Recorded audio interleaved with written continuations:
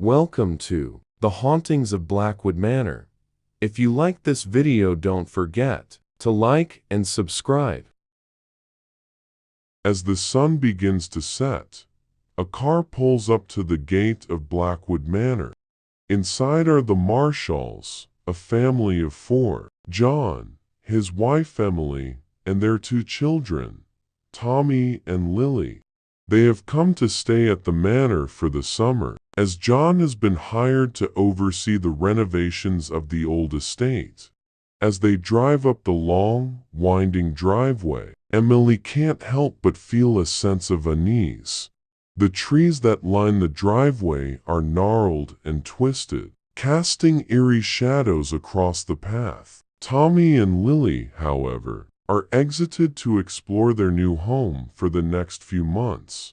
As they step out of the car and approach the manor, they are greeted by the caretaker, Mr. Collins. He is a grizzled old man, with a stern expression and an air of foreboding. He hands John the keys and shows them inside.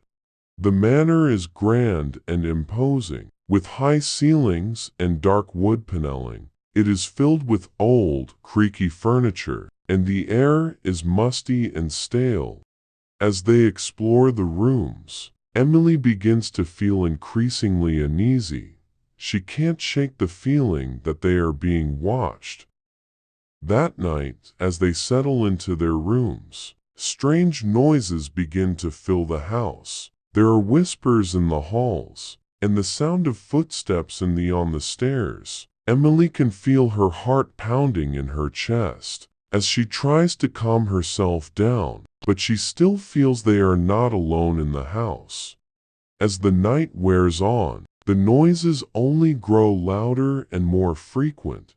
John tries to reassure his wife that it's just an old house settling, but he can't hide his own unease. The tension in the house is palpable, and the family begins to fear that they have made a grave mistake in coming to Blackwood Manor. Little do they know, their arrival has awakened something sinister that has been lying dormant in the house for many years.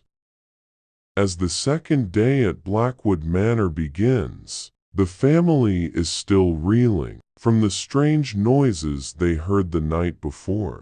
Emily can't shake the feeling that they are being watched, and she spends most of the day on edge.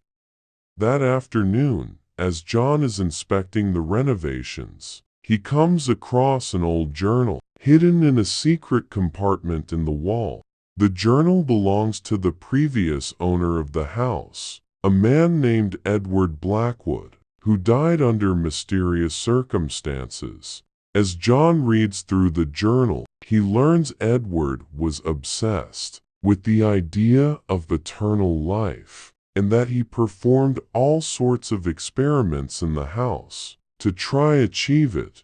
The entries in the journal become more and more disturbing, and John can feel his own unease growing. That night, as they settle into bed, the whispers in the house begin again.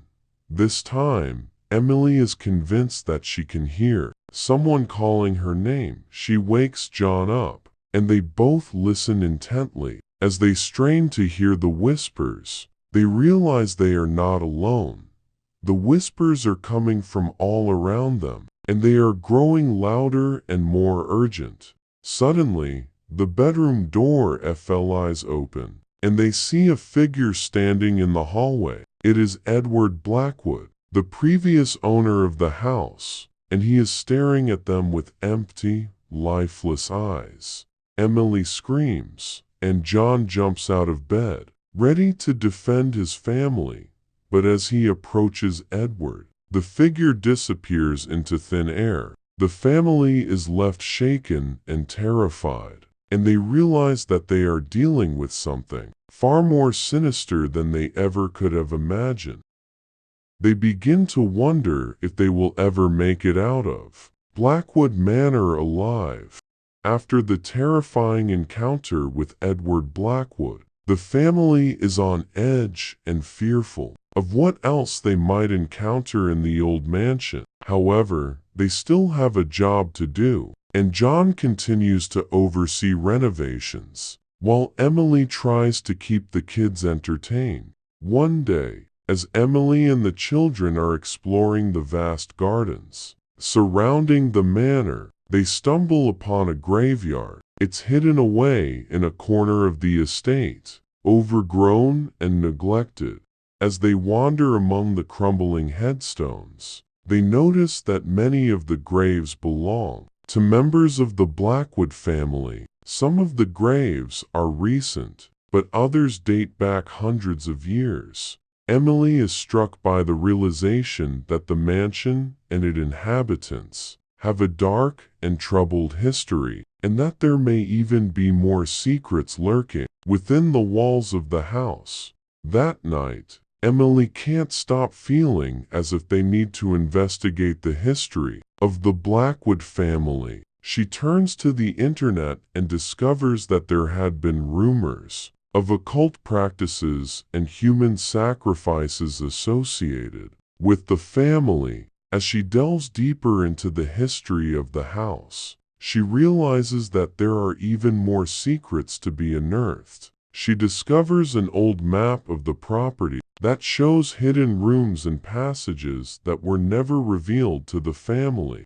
Emily shares her findings with John, and they decide to investigate the hidden rooms in hopes of uncovering the truth about the sinister forces at work in Blackwood Manor. However, as they venture into the depths of the old mansion, they quickly realize that they may have stumbled upon something they were not prepared for. The secrets of the Blackwood family are more twisted and horrifying than they ever could have imagined, and they find themselves in a race against time to escape the horrors that lie hidden in the walls of the house. As John and Emily explore the hidden rooms of Blackwood Manor, they uncover evidence of unspeakable horrors. There are signs of sacrificial rituals and occult practices that suggest that the Blackwood family were involved in dark magic. They find a locked door that leads to a secret room, and upon breaking the lock, they discover an ancient tome that seems to be the source of the supernatural power that has been plaguing them. As they read through the book, they realize the Blackwood family was cursed by an evil entity that they had summoned. The curse was meant to grant them eternal life, but it came with a terrible price. The curse caused the Blackwood family to become possessed by a malevolent spirit that feeds on the life force of others. The only way to break the curse is to find a way to destroy the entity that possesses them. As they continue to read through the tome, they realize that they may have unwittingly unleashed the curse upon themselves by opening the door to the secret room. Suddenly, they hear a strange noise coming from the hallway. They quickly hide in the nearby closet and watch in horror as the possessed members of the Blackwood family make their way towards them. They realize that they are running out of time and that they must find a way to destroy the entity before it's too late. They quickly hatch a plan to perform a ritual that they hope will banish the entity back to where it came from. As they prepare for the ritual, they can feel the malevolent presence growing stronger. The possessed mean bees of the Blackwood family are closing in, and they can hear the entity whispering to them in the dark. Will John and Emily be able to banish the curse and save their family, or will they fall victim to the malevolent spirit that haunts Blackwood Manor? The ritual to banish the curse has been set in motion, but the possessed members of the Blackwood family are getting closer and closer. John and Emily know that they must act quickly if they hope to succeed. As they begin the ritual, they can feel the malevolent presence growing stronger. The possessed family mean bees begin to convulse and writhe in agony as the curse begins to break. Suddenly, the entity possessing the Blackwood family reveals itself. In a blinding flash of light, it takes the form of a grotesque, twisted creature with razor-sharp claws and glowing red eyes. John and Emily steel themselves for the final showdown, knowing that they must destroy the entity if they hope to end the curse once and for all. The battle is intense and brutal. The creature lashes out at them with ferocious speed and strength, but John and Emily fight back with everything they have. Finally, with a mighty blow, John manages to strike the creature down. It lets out a deafening roar and disappears in a puff of smoke. As the smoke clears, John and Emily realize the curse has been lifted. The possessed family members are free, and the malevolent presence that haunted Blackwood Manor has been banished. The family reunites and embraces each other, relieved that the nightmare is finally over. They know they will never forget their time at Blackwood Manor, but they also know that they will never go back. As they leave the mansion behind, they look back one last time, wondering if the curse has truly been broken or if there's something dark and twisted lurking in the shadows.